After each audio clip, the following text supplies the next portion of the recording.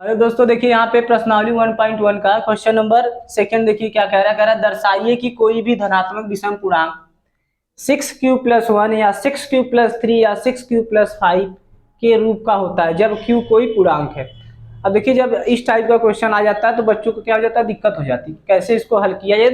तो सबसे सिंपल ये क्वेश्चन है, बहुत हार्ड क्वेश्चन है। हम एक एक लाइन आपको एकदम अच्छे तरीके से बताएंगे क्योंकि आपको एकदम क्या हो समझ में आ जाए। बहुत सिंपल क्वेश्चन है। देखिए इसको पहले पहले क्या करेंगे, पहले हम यहाँ लिखेंगे यूक्लिड विभाजन प्रमेय किया से यूक्लिड विभाजन विभाजन प्रमेयिका से प्रमेयिका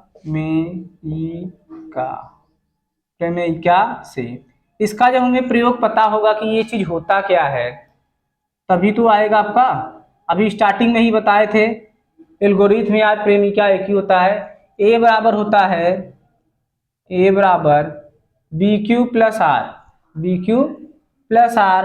तो यहाँ पे आप इसको जीरो बराबर, ये बराबर का निशान होता है R>B। इसको आप समीकरण एक मान सकते हो। क्या मान सकते हो? समीकरण एक। अब हमको क्या करना है, इसमें कह रहा है कि दर्शाइए कि कोई भी धनात्मक विषम पूर्णांक 6q+1 या 6q+3 या 6q+5 के रूप का होता है। आपको दिखाना है कि इस रूप का होता है। तो b बराबर 6 रखने पर, b बराबर 6 रखने पर, इसमें b बराबर 6 रखेंगे तो कैसे रखेंगे? देखिए a बराबर होता है हमारा फार्मूला, देखिए a बराबर होता है 6q+r होता है 6q+r। यहाँ हमने लिखा है तो यहाँ पे 0 ग्रेटर देन r, ये 6 हो गया। अर्थात आप दिखाओगे कि जीरो रख सकते हो, आर बराबर क्या रख सकते हो, जीरो रख सकते हो, एक रख सकते हो, दो रख सकते हो, 3 4 5, इससे ज्यादा नहीं रख सकते हो क्योंकि 6 तक बोला है तो 6 से कम रखेंगे। अब देखिए जब आर बराबर हम यहाँ जीरो रखेंगे, आर बराबर जीरो, एक एक स्टेप समझेंगे एकदम आसानी से ये समझ में आ जाएगा, बहुत हार्ड क्वेश्चन नहीं है। आर बराबर जीरो रखने पर देखिए जब हम इसी में रखेंगे, किस में रखेंगे, या तो समीकरण एक में रखिए, ये भी वही चीज है, ये भी वही चीज है। तो आर बराबर जीरो रखने पर, जब आर बराबर जीरो हम रखेंगे समीकरण एक में, यही समीकरण एक है, आर बराबर जीरो रखने पर समीकरण एक में, समीकरण एक में यहां लिख लेंगे तो पता चलेगा कि आप कहाँ रख रहे हो, क्या रख रहे हो। तो ए बराबर हो जाएगा, देखिए यहाँ बी है, बी रखेंगे, यहाँ पे बी ना रखकर ये रखेंगे 6q, क्योंकि यहाँ पे 6 बोला है तो ये हो जाएगा 6q+0। ये क्या हो गया, जीरो हो गया। ये देखिए हमारा पहला आ गया, इसको आप समीकरण एक मान सकते हैं। वही चीज है जहां बी की जगह हमारा 6 दिया है, तो जब हम यहां रखेंगे ये जीरो हो गया तो ए बराबर हमारा 6q आ गया। क्या आ गया?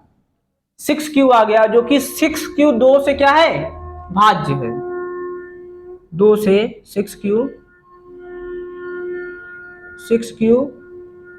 दो से भाज्य है, भाज्य है, इतना लिखना पड़ेगा। 6q दो से भाज्य है, अगर जो नहीं कटेगा तो उसको लिखेंगे दो से भाज्य नहीं है। अब फिर r बराबर क्या रखिए, देखिए हमारा जीरो यहाँ पुट कर दिए, अब बचा एक। अब r बराबर एक रखने पर, r बराबर एक रखने पर, अब फिर यहाँ पे जब r बराबर एक इसी में रख देते हैं तो r बराबर जब एक रखेंगे तो a बराबर हो जाएगा हमारा 6q+1, 6q प्लस क्या हो जाएगा, 1 हो जाएगा। तो यहाँ लिखेंगे हम कि 6q+1 दो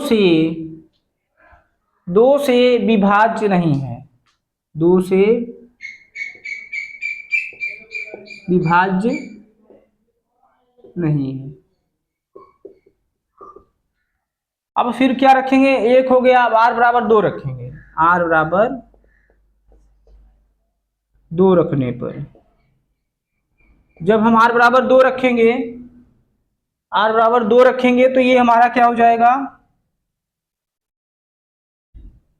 जो ये सही है, 2 रखने पर, जब हम r बराबर 2 रखेंगे तो इसी में रखिए, a बराबर हो जाएगा हमारा 6 क्यूब,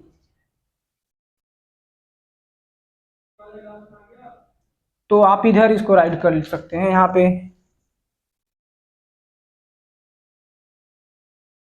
यहाँ से राइट कर देते हैं। देखिए r बराबर 2 रखेंगे तो हमारा हो जाएगा a बराबर 6 क्यूब प्लस 2, यहाँ हमने 2 रख दिया, जो कि 6 क्यूब प्लस 2, यहाँ लिखेंगे 6 क्यूब प्लस 2, 2 से भाज्य है, 2 से क्या है, भाज्य है।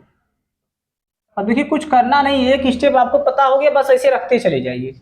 अब देखिए r बराबर 1 हो गया, 2 हो गया, 3 रख देते हैं, r बराबर 3 रखने पर, r बराबर 3 रखने पर, जब r बराबर 3 रखेंगे तो ये बराबर हो जाएगा हमारा 6 क्यूब प्लस 3, 6 क्यूब प्लस 3, जो कि 6 क्यूब प्लस 3 2 से विभाज्य नहीं है,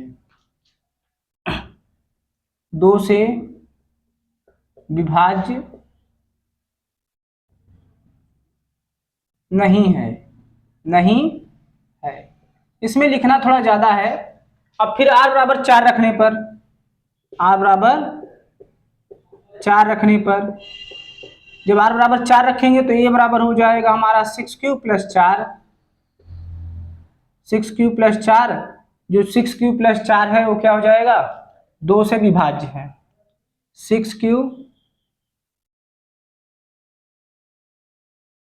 क्यूब प्लस 4 2 से भाज्य है, अब इसके बाद देखिए r बराबर 5 रखने पर, बस हो गया, a बराबर हो जाएगा 6 क्यूब प्लस 5, जब 6 क्यूब प्लस 5 हो गया तो ये हो जाएगा हमारा 6 क्यूब प्लस 5, 2 से विभाज्य नहीं है,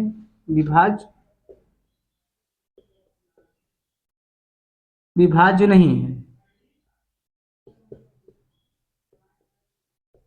अब इसके बाद क्या करिएगा, देखिए अब इसमें कह रहा था छांटने के लिए, तो देखिए हमारे पास सम संख्या क्या क्या हो जाएगी, सम संख्या इसको दिखा देंगे तो थोड़ा सही रहेगा।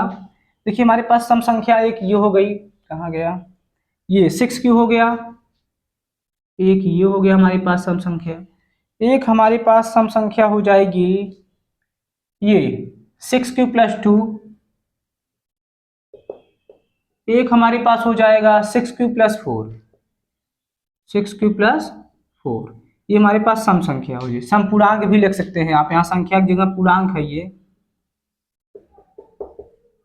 अब हमको देखिए विषम पूर्णांक भी छाट दीजिए, विषम पूर्णांक में देखिए हमारे पास क्या क्या बचा है, एक देखिए ये 6 क्यू प्लस 1 एक हो गया, और दूसरा आपका हो जाएगा 6 क्यू प्लस 3, तीसरा आपका हो जाएगा 6 क्यू प्लस 5,